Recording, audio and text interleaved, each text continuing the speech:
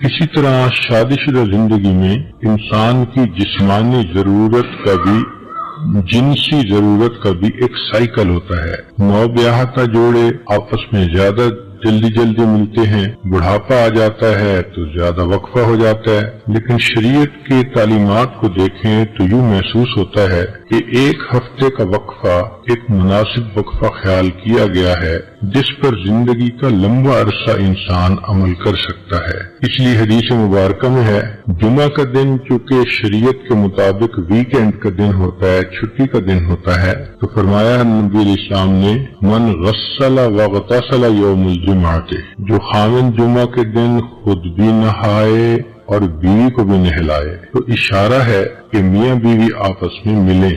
एक दूसरी जगह पर है कि जो नहाए और बीवी की खुशबू लगाए। तो इससे भी इशारा मिलता है कि उस दिन का नहाना शरीयत की नजर में सिर्फ मैल कुचैल दूर करना ही नहीं बल्कि दिल के ख्यालात को भी पाकीज़ा करना मकसूद है।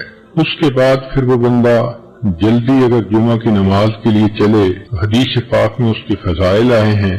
पहली फजीलत कि हर कदम पर 1 साल के रोजे और 1 साल की नमाजों का सवाब मिलता है। दूसरी फजीलत कि ऐसा करने पर अल्लाह ताला खाविंद को 2 सवाब देते हैं, एक अपने गुस्ल का सवाब, एक बीवी के गुस्ल का सवाब। और गुस्ल का सवाब दूसरी हदीस में है कि इंसान जब जनाबत का गुस्ल करता है तो जितने पानी के कतरे जिस्म से गिरते हैं हर एक के बदले अल्लाह गुनाहों को माफ फरमा देते हैं। और तीसरा इनाम अल्लाह उसको ये देते हैं कि एक जुमा से लेके दूसरे जुमा तक के जितने गुनाह होते हैं अल्लाह ताला माफ फरमा देते हैं। ये कितना खूबसूरत दीन है कि जिसने इंसान के खाने पीने सोने और जिनसी जरूरियात तक का ख्याल रखा और मियाँ बीवी को तरगीब दी कि देखो इबादत की नीयत से मिलोगे, जरूरत भी पूरी होगी और तुम्हें अल्लाह के यहाँ अजर मिलेगा।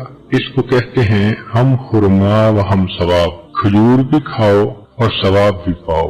तो ये इंसान की जो जिनसी जरूरत है इसका भी एक साइकिल है। जब एक दफा ये पूरी हो जाती है तो फिर दरमियान में कुछ वक्त होता है